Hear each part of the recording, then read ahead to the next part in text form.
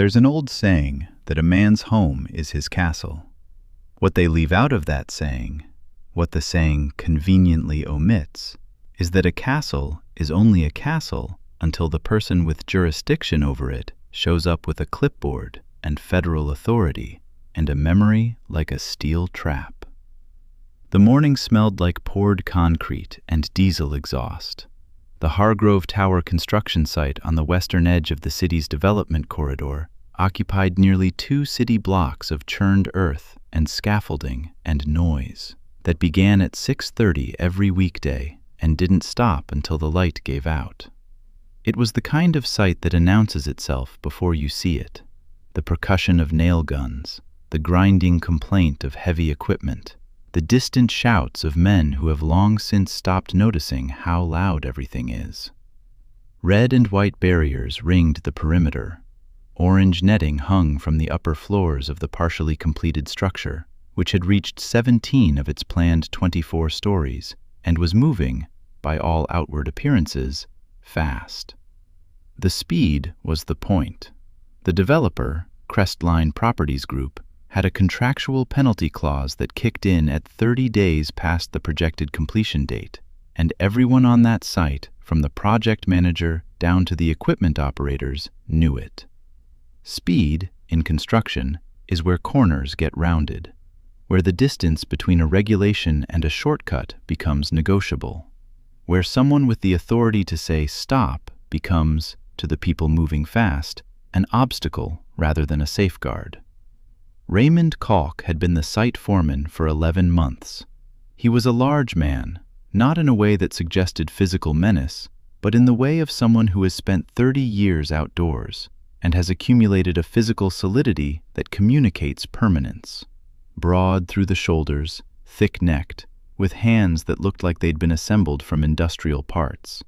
He had a red hard hat that he wore with the brim backward, a small vanity he'd probably forgotten was a vanity, and a sun-weathered face with deep lines around the eyes that arranged themselves, when he smiled, into an expression of genuine warmth, and arranged themselves, when he didn't, into something considerably more forbidding.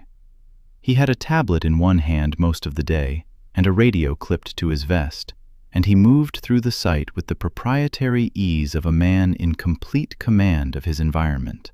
He knew where every beam was scheduled to go. He knew every subcontractor by first name and their capacity for quality work by long experience. He knew the penalty clause schedule better than some of the project managers did, because the penalty clause was the gravity that everything else in his professional universe orbited. What Raymond Kalk saw when the silver sedan parked at the site entrance at 9:47 on a Tuesday morning, and a man got out carrying a leather satchel and wearing a hard hat that was not red, that was the wrong color.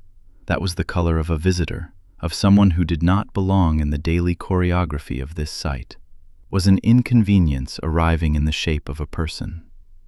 He made this assessment in approximately 4 seconds and did not revise it before walking over. What Raymond did not see was the 23 years of federal service behind the man's measured stride. He did not see the 700-page investigative record that had been accumulating in an agency server for the past 4 months. He did not see that the sedan had just come from a morning briefing at the area OSHA office, where the week's inspection priorities had been laid out, and that this site, this specific site, with its accelerated schedule and its cluster of near-miss incident reports, and its 2 unresolved formal complaints from workers who had since been reassigned, sat at the top of that list with a notation that this inspection was a federal compliance verification, not a routine visit, a distinction that carried legal weight the foreman was about to discover. Pay attention, because Raymond Kalk is going to say exactly 4 things in the next 15 minutes that will determine what happens to everything he thinks he's protecting. Nathaniel Osai had driven to construction sites for work since the 2nd year of the Clinton administration. He was 57, lean in the way of someone who moves constantly and eats when he remembers to, with close-cropped gray at his temples that his wife described as distinguished and that Nathaniel described as gravity. His skin was deep brown, his face long and composed, with the particular stillness of someone who has spent decades in environments designed to intimidate. Loud environments, physically imposing environments, environments full of men who communicate authority through volume and mass, and who have, consistently for 23 years, underestimated the quiet man in the yellow hard hat. He wore steel-toed boots, dark work pants, a plain gray long-sleeve shirt. His satchel was battered at the corners from years of being set on concrete floors and equipment housings and the edges of scaffolding platforms. He carried a digital camera clipped to the outside of it and a NIMS-certified inspection tablet inside. His federal credential, Department of Labor, Occupational Safety and Health Administration, Senior Compliance Safety and Health Officer, GS-13, was in the front pocket of his vest, alongside a small laminated card that listed the exact federal statutes governing site access authority for an OSHA officer in the field. He had brought the card because, in 23 years, he had learned to anticipate certain conversations. He approached the site entrance with his credentials already held at chest height, a habit, practical and preemptive, the gesture of someone who knows their authority is going to need to be visible before it's going to be believed.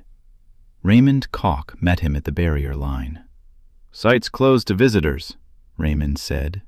He said it pleasantly enough, the professional pleasantness of a man who handles obstacles efficiently and without heat.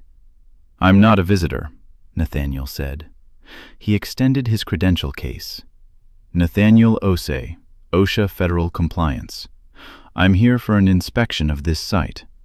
Under Section 8 of the Occupational Safety and Health Act, I'm authorized to enter this site without prior notice or consent." Raymond looked at the credential the way people look at documents they've decided aren't going to change their position. A glance. A return to eye contact. "You need to coordinate with our project manager before any inspection."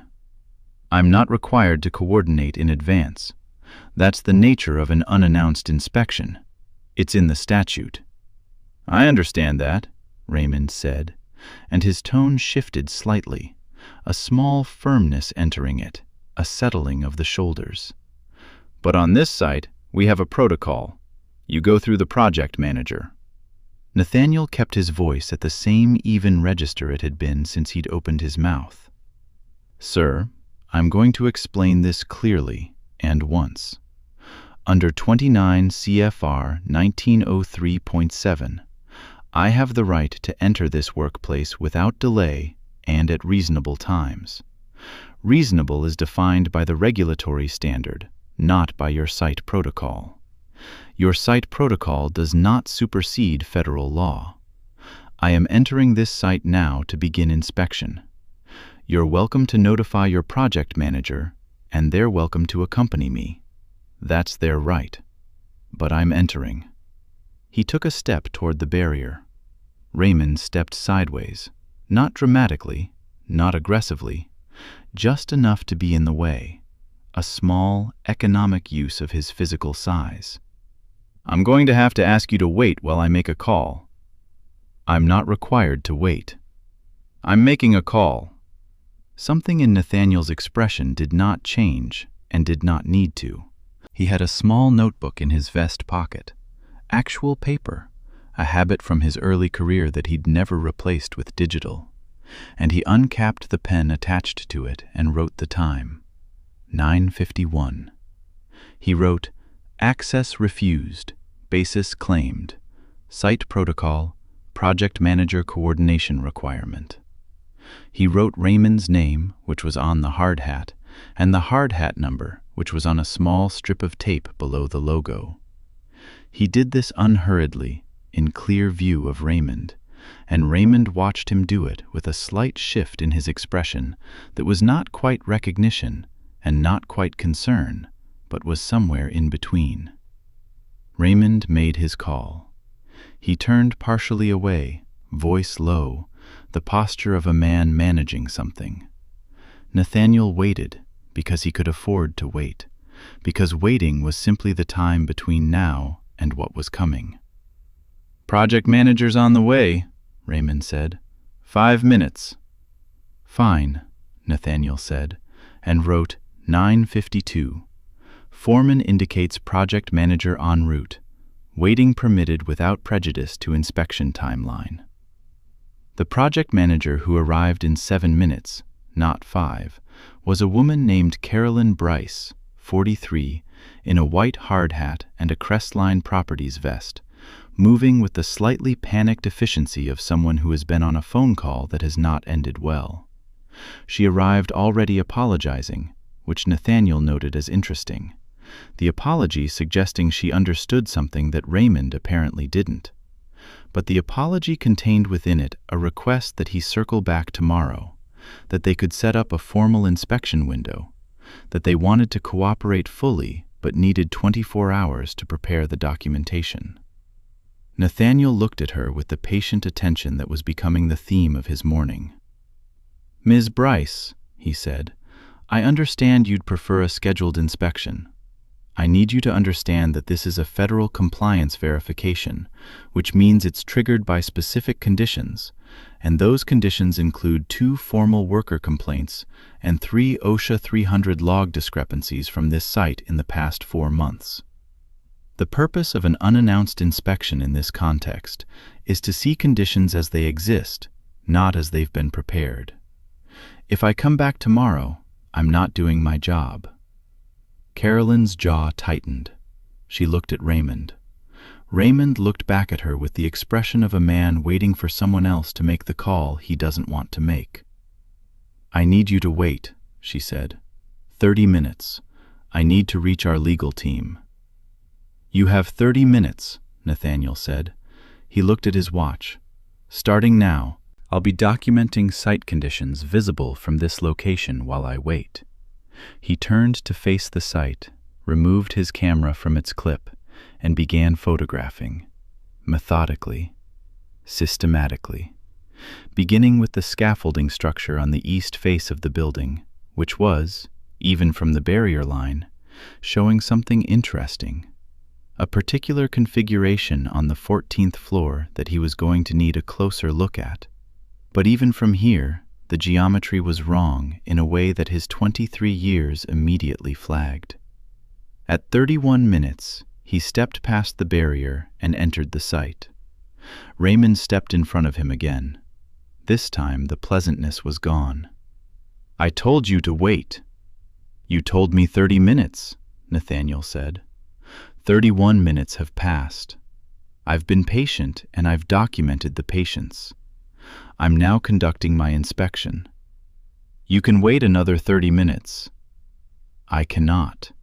He held up his credential case again. "If you physically prevent my access to this site, you are in violation of Section 11C of the Occupational Safety and Health Act, which prohibits interference with an OSHA officer's performance of their duties. That's a federal offense. I'm not saying that as a threat, Mr. Koch. I'm saying it because you need to know the legal position you're putting yourself in." Raymond looked at him. His face was doing something complicated. The calculation of a man weighing professional loyalty against something he was just beginning to suspect was a different category of situation than he'd initially assessed. Then the calculation resolved, and it resolved the wrong way. "You're not getting into this site today," he said. "Not without authorization from the developer." Nathaniel uncapped his pen again. He wrote in his notebook. He wrote for a long time. Raymond watched him write and did not speak. When Nathaniel finished writing, he capped the pen, put the notebook back in his vest pocket, and looked at Raymond Koch with the specific expression of a man who has everything he needs and is about to leave to go use it. "You've made your decision," Nathaniel said. "I need your full name and employee ID for the record." Raymond gave his name. He did not give an employee ID. Nathaniel wrote what he got. "Crestline Properties will receive a formal notice of inspection denial by end of business today. That notice initiates a federal enforcement process. I'd encourage you to let your project manager and the developer know that conversation has started." He walked back to his silver sedan. He sat inside it for 3 minutes, completing his field notes. Then he drove away. The area director's name was Supervisor Patricia Yuen, and she had been Patricia Yuen of OSHA for 16 years, which meant she had watched a lot of things go wrong in a lot of ways, and had developed a particular kind of radar for situations that were going to get worse before they got better. Nathaniel's field report, which arrived in her inbox at 1:14 that afternoon, and which she read in full before she did anything else, activated that radar at approximately the 3rd paragraph. She called Nathaniel at 1:30. "Tell me about the scaffold configuration on the east face." 14th floor working platform, he said.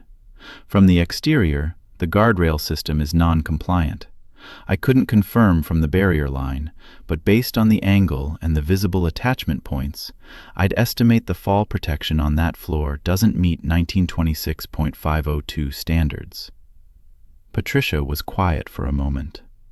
"How many people are working up there?" "I counted 7 on the east face when I was on site." She was quiet for another moment. "Okay," she said. "Let me make some calls." The call she made went to the Department of Labor's Regional Solicitor's Office, which had a duty attorney on call for exactly this kind of escalation.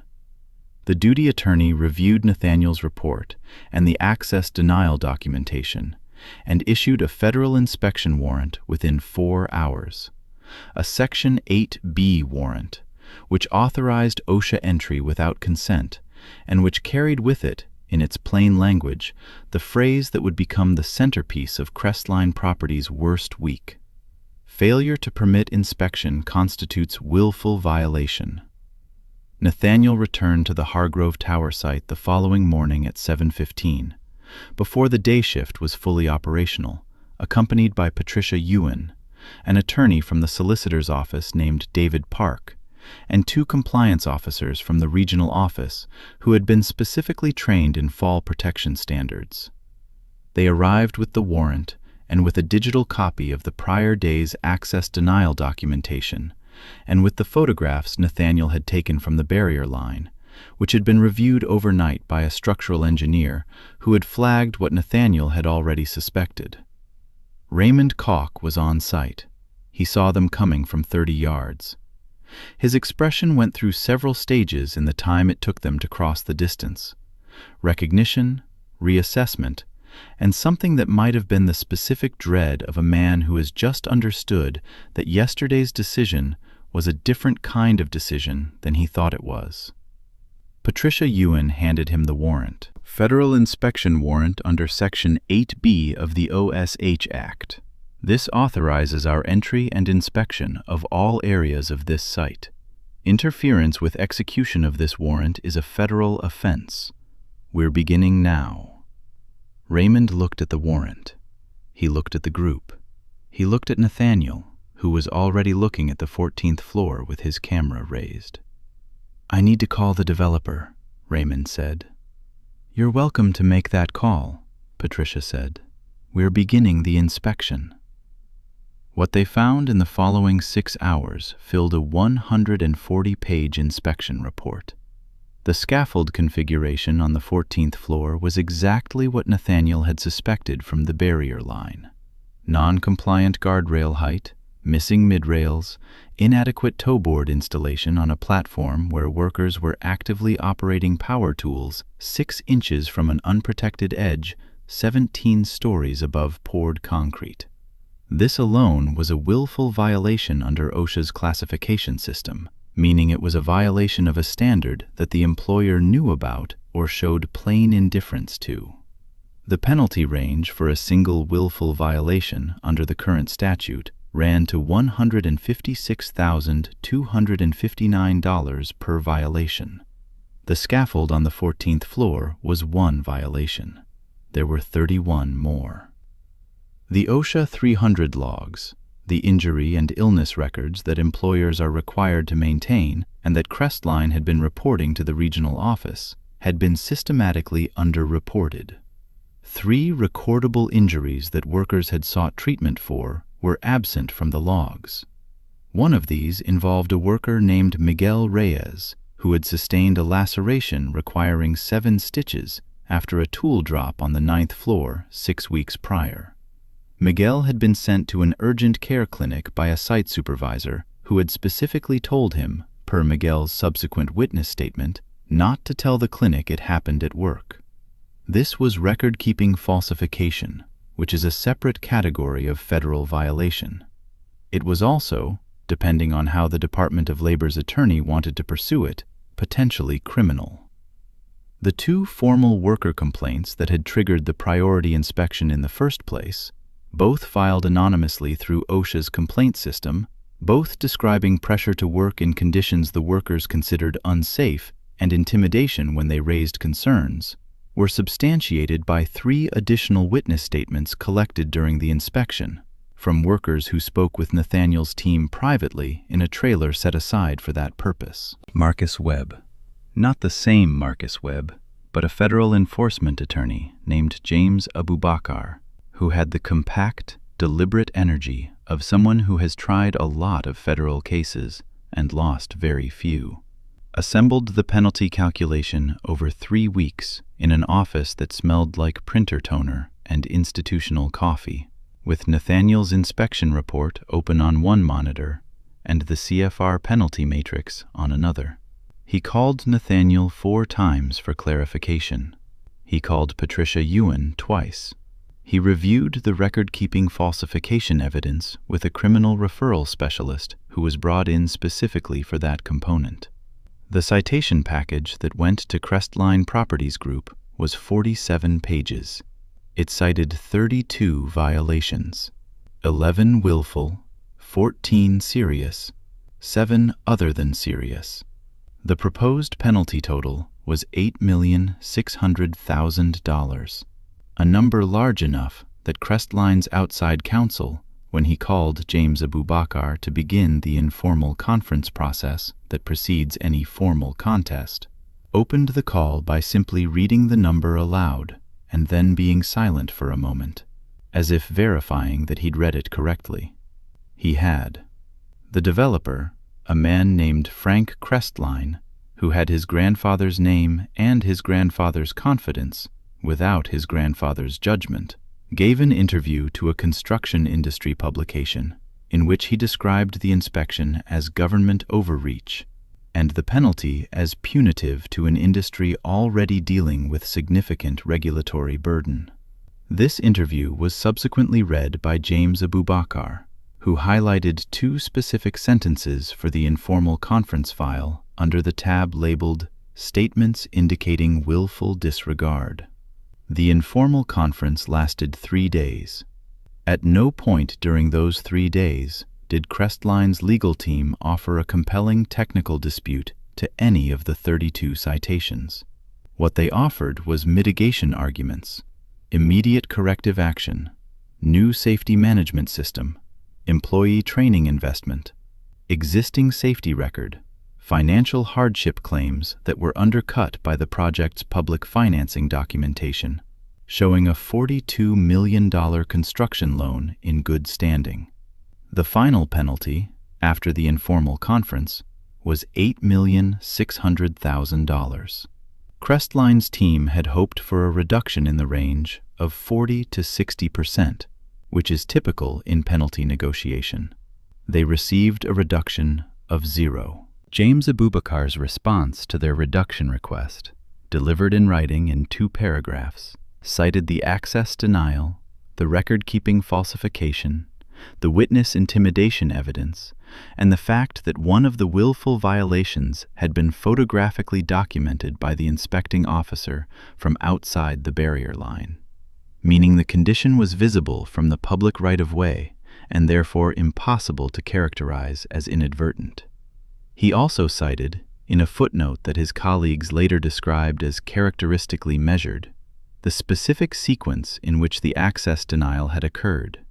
An OSHA officer with 23 years of federal service had presented his credentials, cited the relevant statute, offered the relevant CFR section, waited 31 minutes past a requested delay, and still been refused entry. This was not a miscommunication. This was not a procedural confusion. This was a deliberate decision to obstruct a federal inspection of a site where, as photographs taken from the public right-of-way during the period of obstruction subsequently proved, willful violations were actively occurring. The footnote concluded, "The penalty does not reflect the obstruction in isolation. It reflects what the obstruction was protecting." Raymond Kalk was terminated by Crestline Properties Group within 72 hours of the citation package being issued. His termination letter cited violation of company safety policy and failure to comply with federal regulatory requirements. A clinical summary of what had happened that managed to describe the error without describing the judgment that produced it.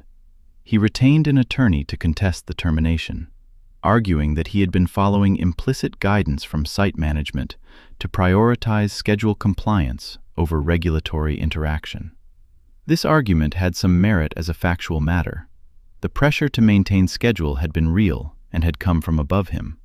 But as a legal strategy, it had the problem of requiring him to demonstrate that he'd known he was doing something wrong and had done it anyway under duress, which is not a significantly more comfortable position than the one he'd started in. He lost the wrongful termination claim. Carolyn Bryce, the project manager, was placed on administrative leave during the investigation period and subsequently resigned. Her resignation was accepted without contest. Frank Crestline, the developer, did not resign.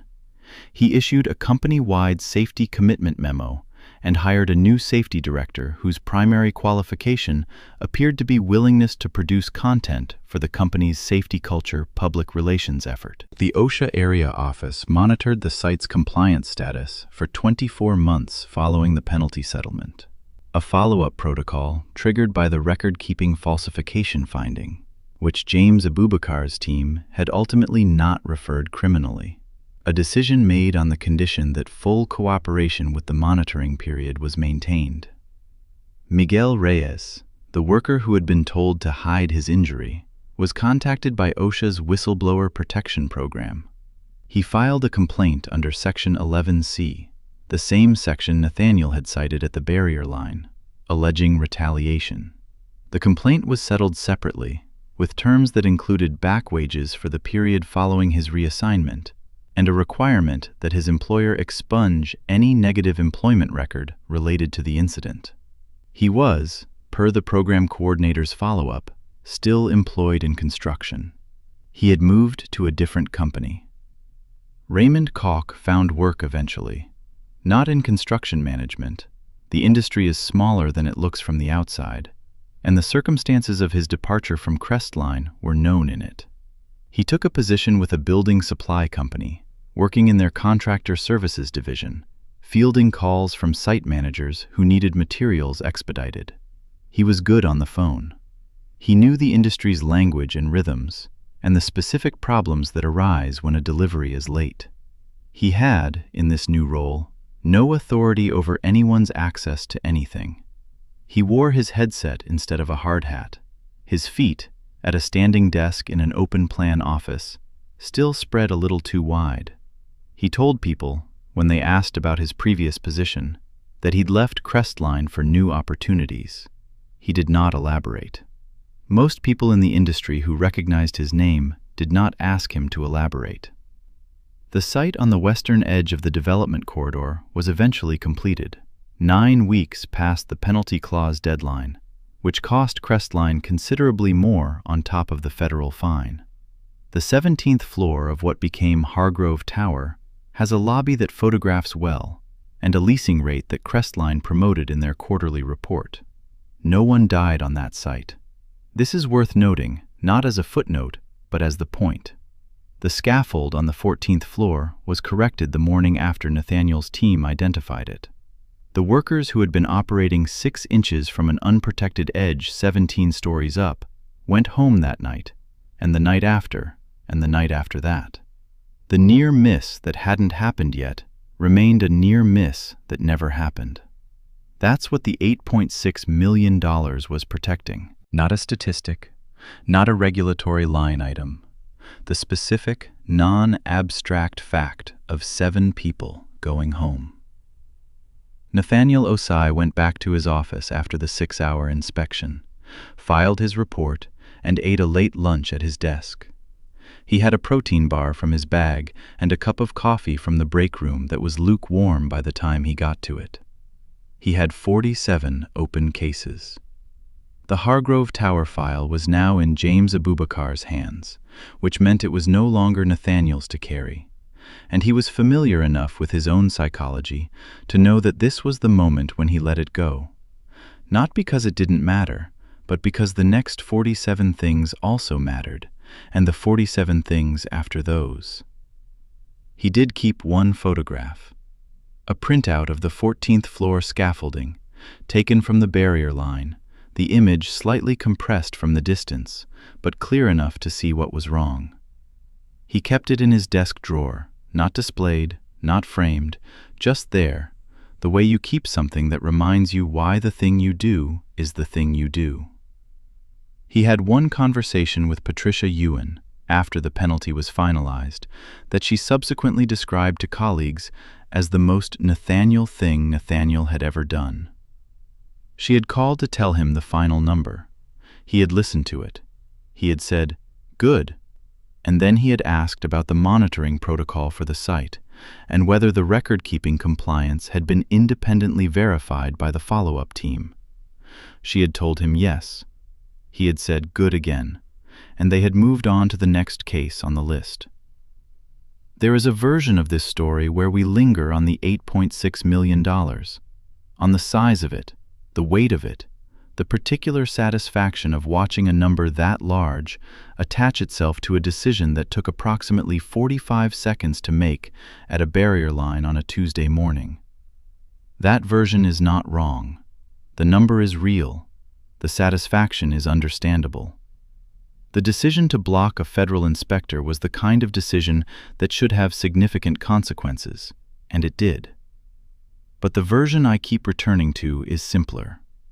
A man showed up to do a job that exists because people die when it doesn't get done. He showed up with credentials and citations and 23 years of institutional knowledge and the specific, patient authority of someone who has been here before and knows exactly where this goes. He was told to wait. He was told to leave. He was physically positioned against. And he took out a notebook and wrote down the time. He wrote down the time because he knew that time, in this context, was evidence. He knew that what was happening at that barrier line was already the story, not the beginning of a story that would need something dramatic to happen, but the story itself, unfolding in the exact form it would eventually need to be told, in a report, in a courtroom, in a penalty assessment document that a developer's attorney would read in silence before asking if the number was correct. It was correct. It's always correct when the number reflects what's actually at stake. What would you have done standing at that barrier? If you'd been told to wait indefinitely for access you were legally entitled to by a man counting on your compliance? Where's your line? Tell me in the comments. I want to know. If this hit the way I think it did, slam that like button. It's how this story reaches the people who need to hear it. Subscribe and stay with us, because we're here every week with the stories that don't make the front page, but probably should. And turn on notifications, because the next one is already written, and it does not disappoint.